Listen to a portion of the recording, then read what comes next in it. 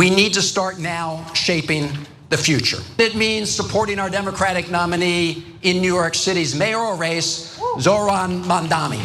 Yet, many Democratic members of the Senate and House representing New York have stayed on the sidelines.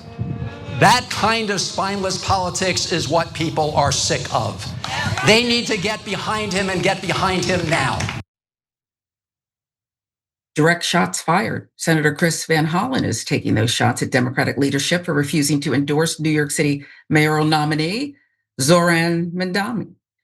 Now, other Democratic lawmakers are sharing their frustrations as well. Unsurprisingly, that got under the skin of House Minority Leader Hakeem Jeffries and his team.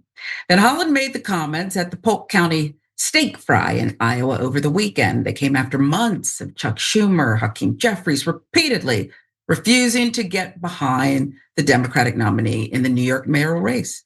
Here are just a few times they've dodged questions about endorsing him. The DNC posted in support of Zohran Mamdani's campaign. You've met with him twice, and stay tuned, declined to endorse him. Are you out of step with your party on this issue?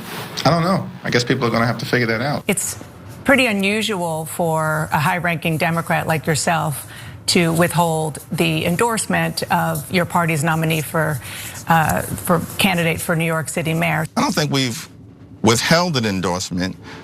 We are engaging in a conversation about the future of New York City. Why are you not endorsing the guy that won the Democratic primary in a contested election in your backyard?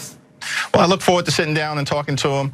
I didn't get involved in that primary election, and I don't know him well. What do you say to people like Alexandria Ocasio-Cortez who say that it's time for leaders like you to get behind Zohran Mamdani or risk losing a mayoral race?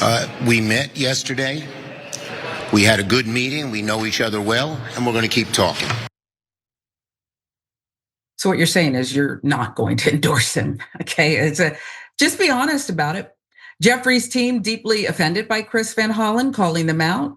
Justin Chermel, one of his spokesmen, responded with this. Leader Hakeem Jeffries will have more to say about the general election well in advance of November 4th. Meanwhile, confused New Yorkers are asking themselves the question, Chris Van who? So cutesy. Adding to their bitterness is likely the fact that during the same speech, Van Hollen called out the Democratic Party for being weak and easily corrupted. In the Democratic Party, we've drifted. Too often we have come under the sway of powerful moneyed interests at the expense of working people. And we've become a party that too often trims its sails, too cautious, too rudderless, too attached to poll-washed and pundit-rinsed and donor-dried messages. What comes out of the wash is all bleached and blow-dried. We also need to stop deluding ourselves that the problem is all about messaging or volume or style. We don't just need to fight, we need to fight for something. We must be ready, as FDR was, to directly take on powerful special interests, whether they be big oil, big pharma, big tech, big AI, big banks, Wall Street, or other powerful interests who are calling too many of the shots in Washington. Polls show lots of Democratic voters agree with him. July AP North poll asked respondents to share the first word or phrase rather, that came to mind when they thought of the Republican and Democratic parties. And here's what came out of it. Overall, roughly 1/3 of Democrats described their party negatively in the open-ended question. 15% described it using words like weak, apathetic, while an additional 10% believe it's broadly ineffective or disorganized.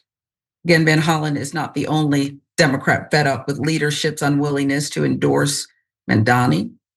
Axios spoke to multiple progressive members of Congress who are growing increasingly agitated at Hakeem Jeffries for not yet endorsing him. I think there's frustration, said a senior House progressive who told Axios the issue came up multiple times during the Congressional Progressive Caucus PAC retreat. Another member had this to say, we just can't keep saying we have to stand with our Democratic nominees and then make exceptions when we think they're left of us. It's just inconsistent. hypocritical. Makes some of us wonder, is this a leader that truly represents me, or will this leader discard me when people think I'm too progressive? Jeffries claims no member of Congress has expressed frustration to him about the mayoral race, but that's not true. According to the progressives who spoke to Axios, one said, there's a number of them that are talking directly to leadership saying, you don't get to say you're a leader and not lead. Look, this stuff seems very simple here. And the answer is yes, they will discard you if you're too progressive, right? They want to keep control over the party, Michael. I like what Van Hollen said there. It was like he was running through the forest, naked, unafraid, saying whatever he wanted. And ironically, he was just saying what the actual people who consider themselves traditional Democrats are already saying. Yeah, I mean, first of all, it's taken a lot of people to a minute to warm to Mamdani in New York. The other part of the conversation is that you have a Democrat in the race still in Andrew Cuomo, and you also, he's a Queens Democrat. Hakeem Jeffries comes from Queens. So too does Greg Meeks in Congress, Grace Meng in Congress. None of them have endorsed Mamdani. So there is some belief that a lot of these people didn't get to where they were without the help of Cuomo's, which is about as big a name in Queens politics as there can be right now or ever, and that will fade. Certainly should he lose. So I think a lot of that has to do with local politics. The other part of it is that Hakeem Jeffries would be that loyal, pick the Democrat all the time, if it were a House race. I'm not defending Jeffries here, but it's not as important for him. It's not as devastating for him not to endorse in a mayoral race, and he has the cover for Cuomo.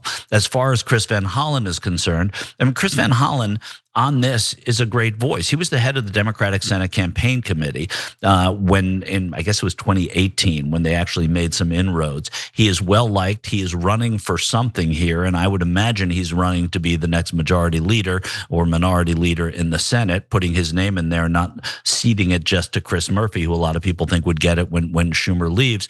But the other side of it, the best thing that can happen to you in politics is to have somebody put who after your name, because then everybody wants to know. There was a famous Time magazine cover that said Jimmy Who with a picture of Jimmy Carter, and within months he was the nominee. Look at that. That is really, really good for a politician. He's also taking some of the mantle of what Bernie Sanders would do. Van Hollen's probably in his mid to late 60s.